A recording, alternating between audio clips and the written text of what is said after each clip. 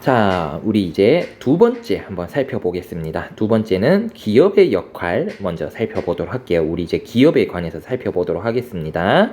자, 기업이라는 것은 우리 기업이란 말 여러분들 들어보셨을 건데요. 그럼 도대체 기업이라는 것은 무엇을 의미하느냐? 경제 활동에서 생산 활동을 담당하는 곳. 경제 활동 중에서 우리 있었죠? 생산, 분배, 소비 중에서 생산을 담당하는 곳을 우리 무엇이라고 부르냐면 바로 기업이라고 부릅니다. 자, 그렇다면 이러한 기업의 역할은 무엇일까요? 기업은 바로 무엇의 주체다? 생산의 주체다. 생산의 주체로서 무엇을 소비자들이 필요하는 요거 기억해야 되죠? 재화 그리고 무엇? 서비스. 생산의 주체로서 재화와 서비스를 생산하는 역할을 합니다. 두 번째, 그리고 기업은 이러한 재화와 서비스를 생산해내서 무엇을 얻어야 돼? 이윤을 얻어야겠죠. 그래서 기업은 끊임없이 새로운 방식 이윤을 더욱더 많이, 돈을 더욱더 많이 벌기 위해서 노력을 하게 돼요. 그래서 이윤을 증대하기 위해서 새로운 상품을 만들거나 그리고 기술을 개발하는 역할을 합니다. 그래서 생산의 주체로서 재화와 서비스를 만들어내지만 기존에 있었던 것을 통해서 더욱더 많은 돈을 벌기 위해 새로운 상품을 만들거나 기술을 개발하기도 한다. 그래서 기업이 이러한 두 가지 역할을 한다는 것을 여러분들 꼭 좀 알아두셨으면 좋겠습니다.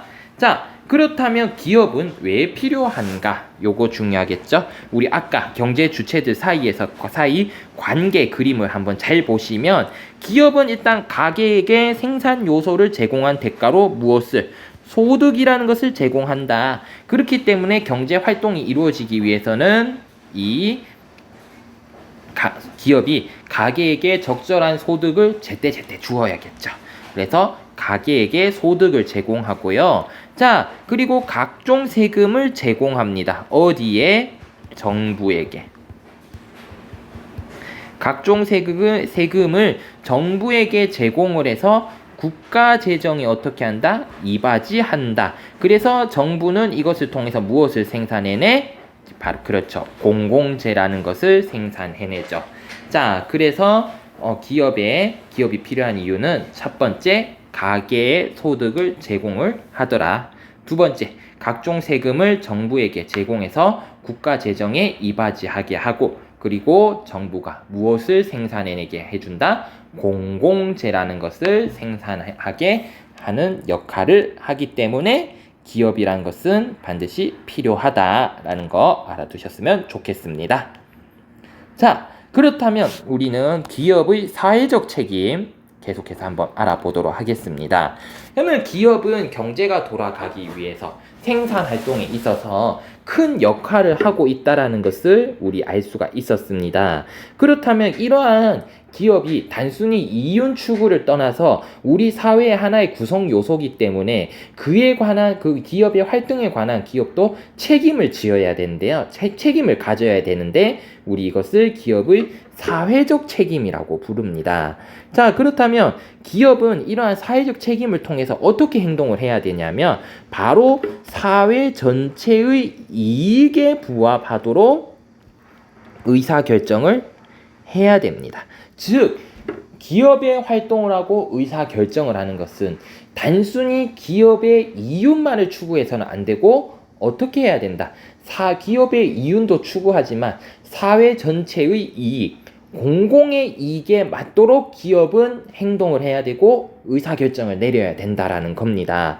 만약에 이것을 실천하지 못했을 경우에는 기업은 그에 대한 피해 보상 책임을 가져야 되고 피해자들에게 적절한 피해 보상을 해주어야만 하는 거죠.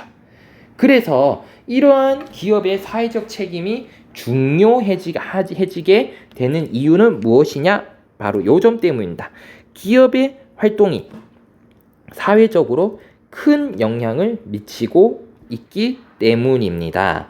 이런 기업의 많은 활동들, 그래서 여러 가지 기업과 관련된 이슈들이 많아요.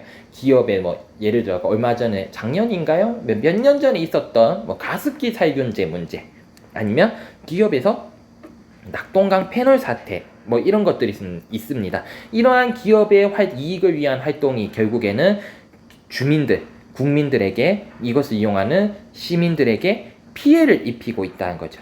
그래서 이러한 기업의 활동이 사회적으로 엄청나게 큰 영향을 미치고 있기 때문에 기업에 요구되어지는 사회적 책임이 어떻게 되고 있다?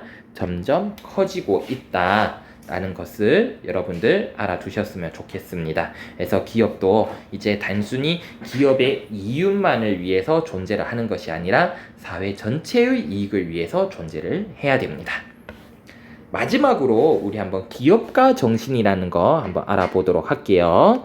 자, 기업가 정신이란 것은 무엇이냐면 바로 새로운 아이디어를 통해서 아이디어로 상품을 개발, 그리고 새로운 시장을 개척하려는 기업가의 혁신적인 자세를 의미합니다. 그러니까 이 기업가 정신이라는 것은 기존에 있는 것을 벗어나서 새로운 것을 만들거나 새로운 장소, 새로운 시장을 개척해서 더 많은 이윤을 얻는 이런 것을 의미해요. 그러니까 더 많은 이윤을 얻기 위해서 새로운, 남들이 해보지 않았던 새로운 무언가를 시도하는 것을 두려워하지 않는 이러한 자세를 우리 기업가 정신이라고 부릅니다. 자, 그렇다면 이러한 기업가 정신이 왜 필요한가? 바로 기업은 더 많은 이윤을 획득하고 성장할 수 있기 때문입니다. 즉, 기존의 것이 어느 정도 만들어지고 익숙해지고 포화 상태에 이르게 된다면 기업은 더 이상 돈을 벌 수가 없습니다. 기업이 이렇게 많은 돈을 벌기 위해서는 끊임없는 변화를 추구를 해야 된다는 거죠. 그래야만 기업이 더 많은 돈을 벌고 기업도 성장을 할 수 있기 때문입니다. 그리고 새로운 기술과 상품이 개발이 되면서 사람들의 삶도 어떻게 된다? 더욱 풍요로워진다는 거죠. 그러니까 우리의 인간의 삶이 이렇게 풍요로워지게 된 것은 바로 이러한 기업이 더 많은 이윤을 벌고자 하는 이러한 혁신적인 자세들 때문에 우리가 현재 풍요로운 삶을 누릴 수가 있었다는 거고요. 가장 대표적인 게 애플사를 들 수가 있습니다. 애플사의 창업주였던 갑자기 기억이 안 나네요. 갑자기 헷갈리네요, 선생님이. 애플사의 창업주가 애플사의 창업주라고 갑자기 기억이 안 나네. 이게 얘가 처음에 만들었을 때 아이팟이라는 걸 만들었어요. 처음에 아이팟이란 것만 얘가 MP3였어요.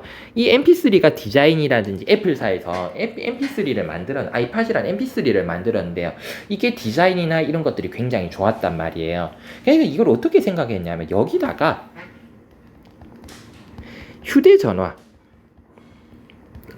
휴대전화를 결합하고 여기에 인터넷을 하면 어떻게 될까라는 생각을 하게 돼서 이것을 만들어내죠. 이게 뭐냐면 아이폰이라는 우리 지금 보는 스마트폰의 원조가 이렇게 만들어지게 됩니다.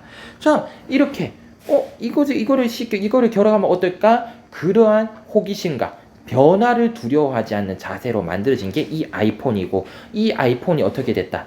이 아이폰이 끊임없이 개발이 되고 업그레이드 되고 하면서 지금 우리의 삶이 어떻게 됐다? 완전히 뒤바뀌어지게 된 거죠.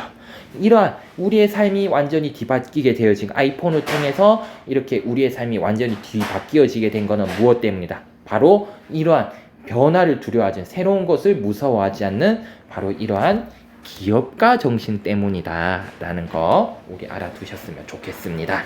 그래서 우리 지금까지 경제 주체와 기업에 관해서 우리 지금까지 공부해 봤습니다. 자, 그럼 우리 수업 시간에 한번 관련 내용들 정리해 보도록 할게요. 모두들 수고하셨습니다.